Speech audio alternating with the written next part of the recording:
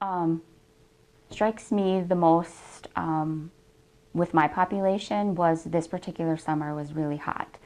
I had quite a few women due, July, August, and we sit in this nice air-conditioned clinic. I'm fortunate to have central air. I have a car that has central air. You just kind of wear blinders and not on purpose. But some of my clients I would meet and do their car seat installation. I'm also a car seat technician. So I would encourage them to get a car seat after the 36th week. And I met this girl in the back and no air in her car.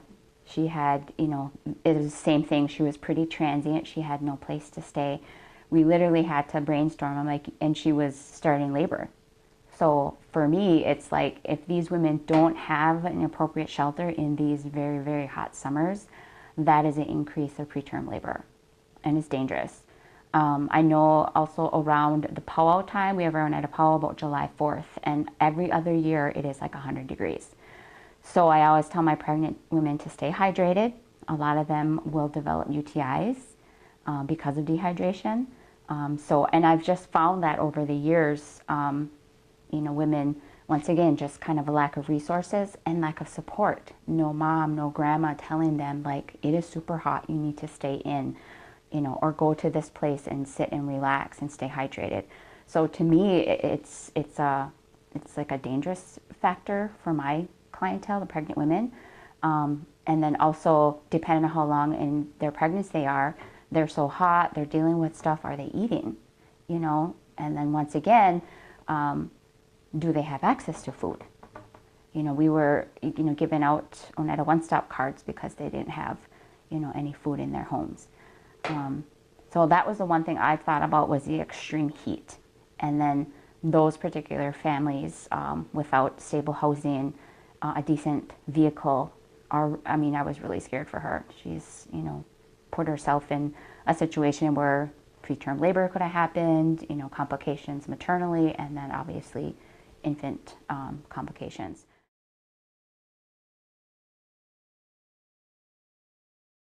As for me, I think about climate change, again, as a community health rep. I think that we have a very sedentary population on our reservation.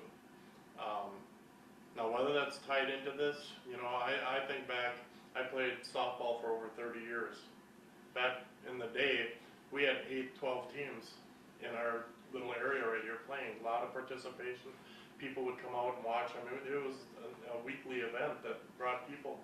Now, if we can pull 4 teams in there for people, nobody shows up. I don't see people really out exercising, walking around, enjoying time with the kids, or at least not on a very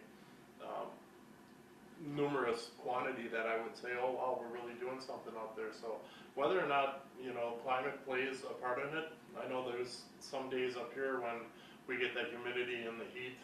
That's not normal for us up here, and you don't even want to step outside your door if you've got air conditioning and that. So I think along those lines that there are changes in that. We have to gear what we do to them in our community health and in our grants to be able to increase the options for them to be able to go out and get active with their kids. More kids today are doing their, on their video games than they are going out and playing basketball or football or just running around. So, I'm not really sure, but I think that plays a part in it. I know I don't want to really go out when it's hot and balmy out like that,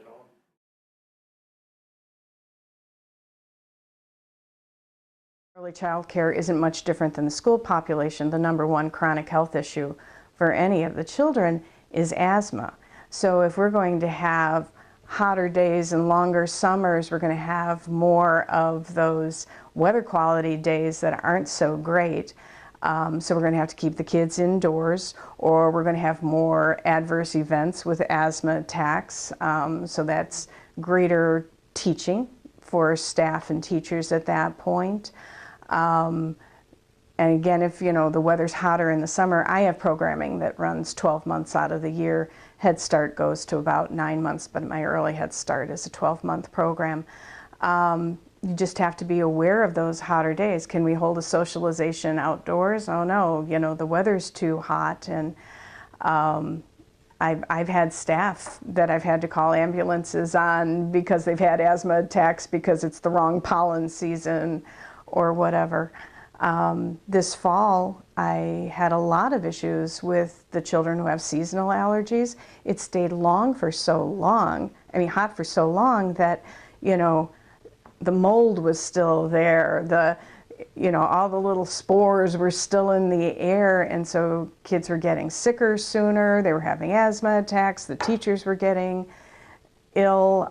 Usually by around Halloween we can have a hard freeze. Well, that didn't happen, so we've already had a spike in upper respiratory illnesses in the school. So if this is the pattern, we're going to have to kind of prepare for some of that. It's the elderly that are the most vulnerable. When your body temperature increases, it's more demand on the heart to pump blood to the skin for evaporative cooling. So elderly don't sense temperature as well. So elderly populations and heat waves, they're the most vulnerable in that situation.